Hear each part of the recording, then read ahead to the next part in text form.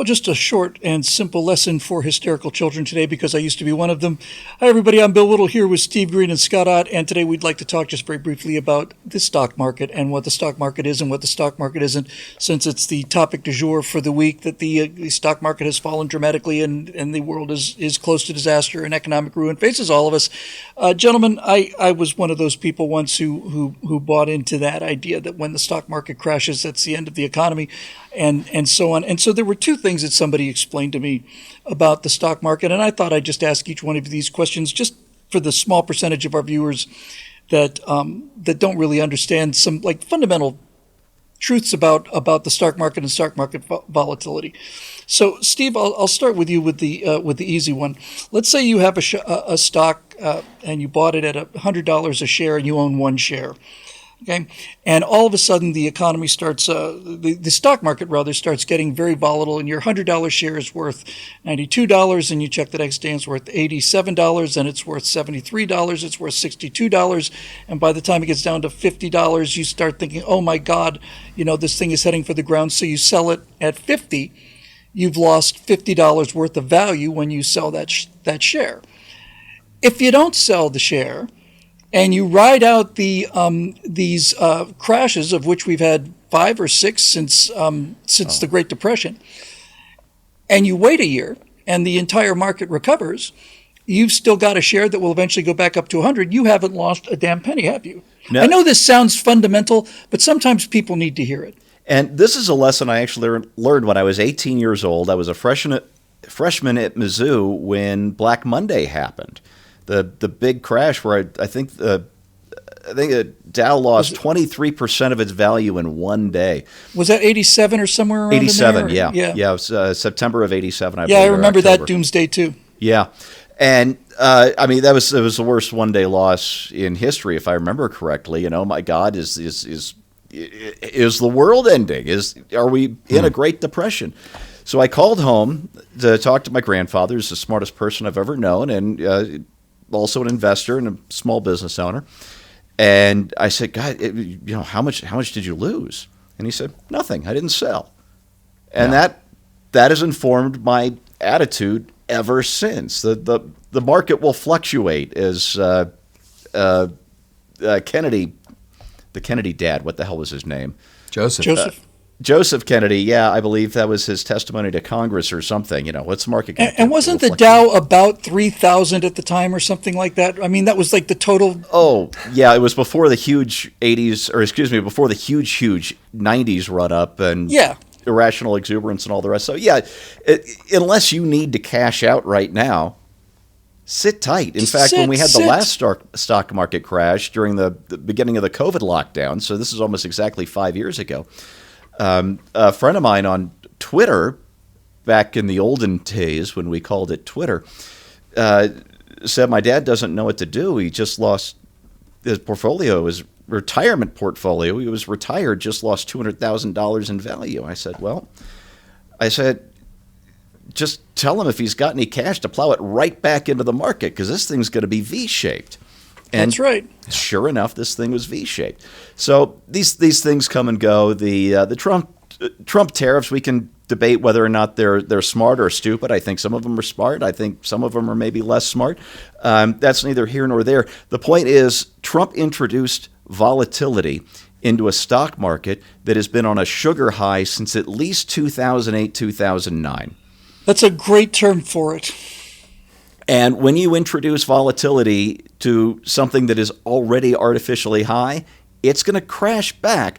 But what it's crashing back to is something closer to what its actual value is. Its intrinsic value is the actual worth of these companies that are traded on these exchanges.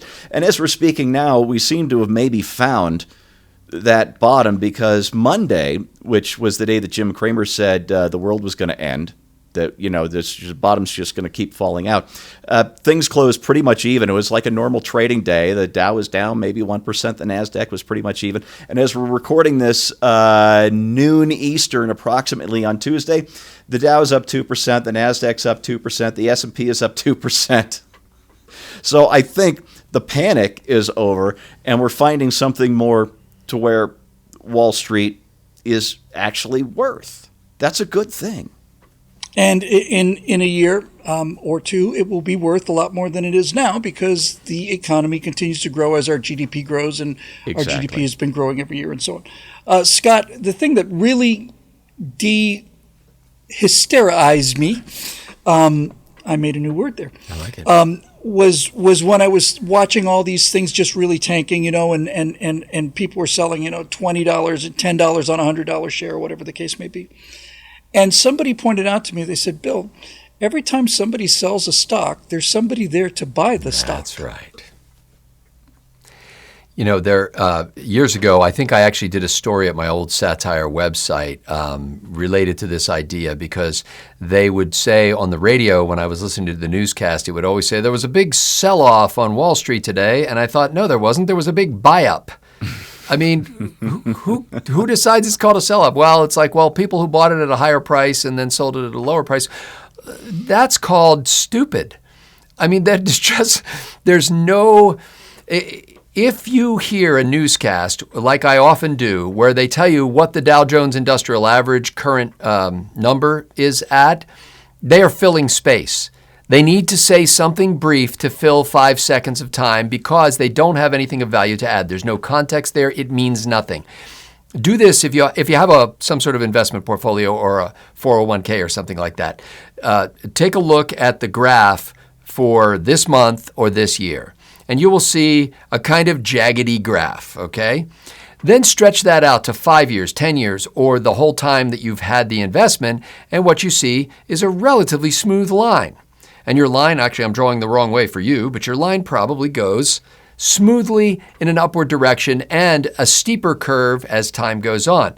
So at any short Polaroid snapshot view of time, you'll see a lot of volatility, as they call it, because events of the day are inherently unpredictable, and you've got a bunch of commissioned guessers out there. That's what stockbrokers are. They're commissioned guessers who are playing with OPM, other people's money.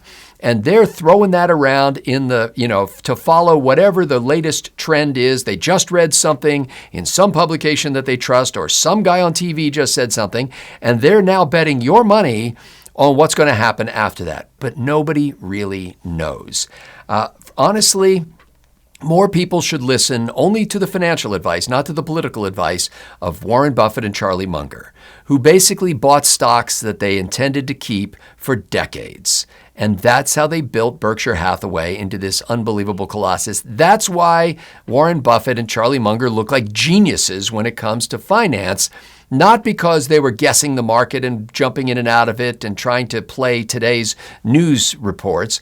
It was because they bought undervalued stocks from good companies that were bound over time to pay off. And then they kept them and kept them. The only thing Warren Buffett hates worse than having to make a decision to buy a stock is selling a stock. He would rather never have to sell a stock. And so if you take that kind of perspective and look at it in the long term, you can do well. If you take any other perspective, and if you pay attention to the news at all about the stock market, you're an idiot. Yeah, I think that's really what it comes down to, folks.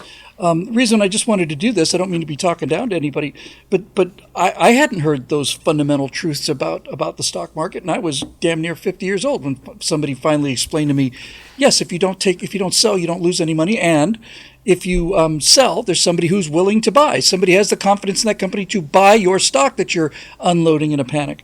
Look, I don't want to sound too Pollyanna-ish about this. If you have an individual stock that is tanking, that's a whole nother story. Now that you bought Thanos or Theranos or whatever that thing was called. Yes, Thanos. it should be called Thanos. Half its value disappeared like that. Yeah, because that company was fraudulent. If you see one company heading for the hills, that's a whole different story. But when the entire stock market, when the entire Dow Jones Industrial Average moves these big downs and big ups, you can be assured that what you are seeing is popular delusions and the madness of crowds. Yeah. That people are watching something that used to be worth $100 get down to 92, 87, and they panic and they sell. And this is what the professionals look for. This is what the sharks look for. The whole stock market is predicated on the greater fool theory, right? Is that somebody's going to buy something that you're willing to sell, you think it's willing to sell, and so on. Don't be the greater fool. Be the lesser fool. I'm just saying this only because I'm the last guy to take financial advice from, but I do know a fair bit about the history of crowd hysteria and the overwhelming sense of psychological pressure that comes from two different directions. One of them is the peer pressure of watching everybody else doing something like selling, and the second one is the idea that I have to get out before it's too late. Yeah. That the last helicopter out of Saigon kind of mentality.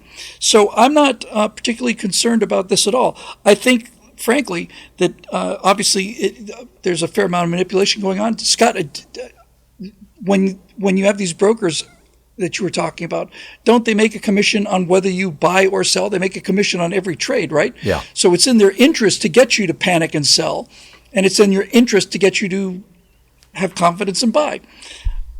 I just let it alone and worry about other things. But I just thought it was time to put some sense of reason into this hysteria train, because clearly so much of this is politically motivated in order to get at Donald Trump, who is trying some very new ideas.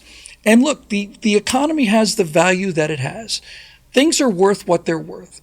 Not necessarily what their quoted price is. They're worth what they're worth. We're going to try this tariff thing. If the tariff thing works, then that means less income tax burden on the American citizens. If the tariff thing is a complete disaster, we go back to what we had before with a more efficient government with less waste. I don't see any lose here. I see the only lose is people getting hysterical about these kind of things and jumping on the train and joining all the people who are heading for the lifeboats when you're still pretty much docked at the pier. For Steve Green and Scott Ott, I'm Bill Whittle. Thanks for joining us. We'll see you next time right here on Right Angle.